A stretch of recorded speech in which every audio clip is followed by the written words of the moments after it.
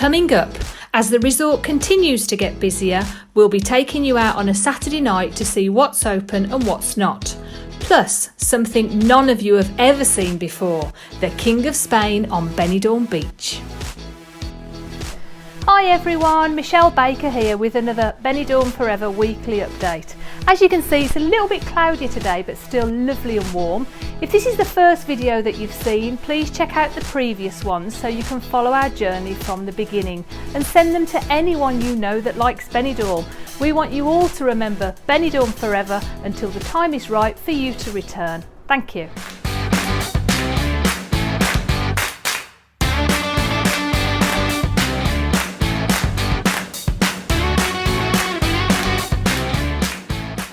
With every day that passes, Benidorm is getting a tiny bit busier, and a whopping 25,560 people enjoyed a day at the beach last Sunday. So how do we know it was that many? Because we have more than 100 beach safety staff counting everyone on and everyone off and making sure everyone follows the rules, which are super simple. You wear your mask on the way on and off the beach, and you keep 1.5 metres away from strangers. And although it sounds like a lot of people, don't panic. With 7 kilometres of white sandy beaches, we had loads of room. If you remember, our beaches are gridded with 4 metre square rope pods, so everyone has their own space, or you can hire a sunbed for the day, again placed well apart from your neighbour.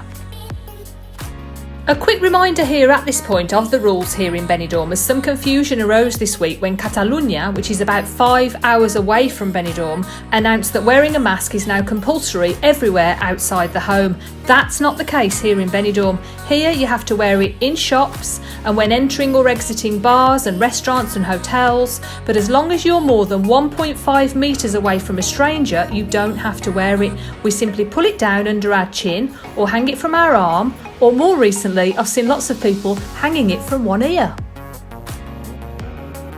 And so on to the subject of Saturday night on the Strip. As you can see, there's so much more atmosphere than the last time we went out. The busiest area of all for sure is the Old Town. That's the area between the 2 main beaches. This is where the local Spanish live. It's also the area that attracts most of the Spanish holidaymakers. The tapas bars are well and truly back in business, and the atmosphere is amazing. Remember, there's hand sanitizer at the entrance to all the bars, and the tables and chairs get sanitised between customers. Cleanliness is key right now. A few of the gay bars in the Old Town have reopened, and pretty much all of the shops in this area are back in business.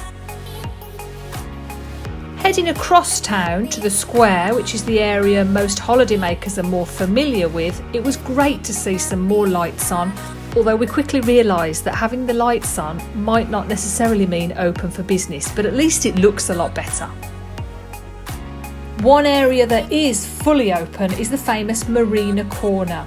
Here we found Tiki City open, also the White Star pub, which is on the front of the Hotel Marina, and they even had live entertainment on. It was so fabulous to hear the music belting out onto the street. Isn't it great to see some live entertainment on again? It's such a big part of Benidorm. Although with so few customers about at the moment, work is still thin on the ground for the performers, but it will get better as more tourists arrive. Dancing is still off limits, but where there's a will, there's a way. Look at these lads. They didn't need a dance floor. They just bopped on the spot and were having a fabulous time. A couple more hotels opened up this week, specifically the newly refurbished Hotel Regenti and also the Marina Hotel. And we spotted a few more bars open. The famous Black Chicken opposite the Hotel Ambassador and its sister bar, the Chicken, down by the Sunday Market, have both reopened this week. And Winnie's Bar at the top of the Yellow Brick Road by the Rio Park Hotel, serving fabulous food, has been open a couple of weeks now. But we all know Benidorm needs tourists to survive, and without them it's a brave move to open the doors again. So let's hope next week, when Jet2 start flying the Brits in again, we can look forward to a few more tourists in resort and lots more bars open.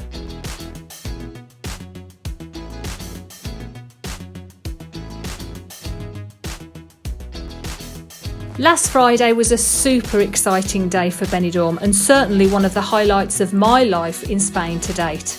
The King and Queen of Spain came to town as part of their whistle-stop tour of the country to promote tourism. We're here waiting for the King to do a walkabout. Now this is a first. We've never seen the King in Benidorm since I've been here, and that's 37 years, remember? And so we're all here waiting, dressed in our flags, these beautiful girls ready to give him a wave. And what are you going to say, girls? Viva España! Viva! King Felipe and Queen Letizia arrived by helicopter and enjoyed a welcome cocktail with the Mayor of Benidorm, plus other important people at the Hotel Belroy. No, I didn't get an invite. Then they strolled under the sun along the Levante Beach, much to the shock of the sunbathers, most of whom had absolutely no idea who it was. Which was a pity, because what a treat to take home, a snap of the King of Spain. This has got to be one of the highlights of my whole life in Spain. The day I met the King on the beach right here in Benidorm. Does life get any better? Hopefully, but for today I am so happy I could jump for joy. Viva España, viva el rey, long live the King. My only criticism was that the event wasn't very well publicised. It was such a feel-good moment. There should have been more people. But some say that's precisely why it wasn't heavily promoted, to avoid too many crowds. But the lack of crowds did allow me to get much closer than I'd ever imagined possible, and my shout of "God save the King" in English certainly got me noticed. Long live the King!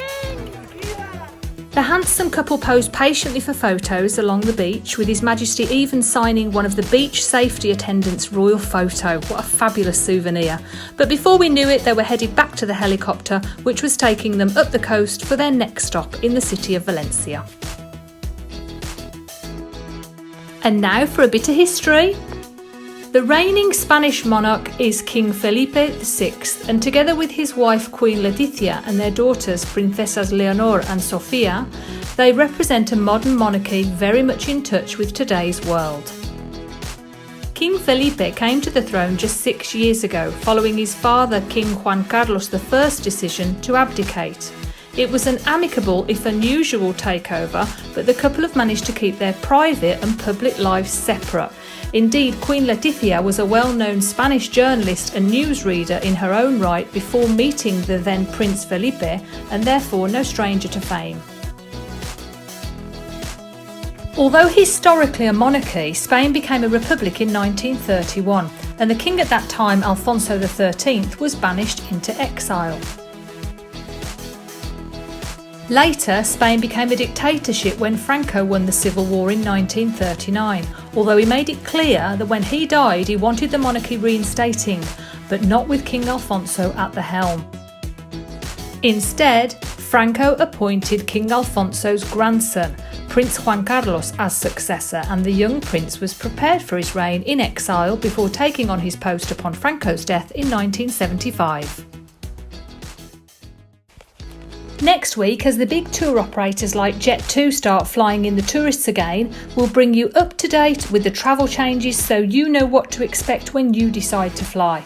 Plus, we'll be showing off the beautiful coastal town of Altea, just 10 kilometres north of Benidorm.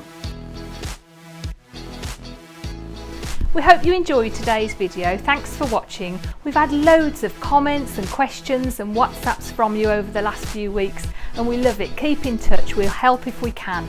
Please like, share and subscribe to Benidorm Forever. Thank you.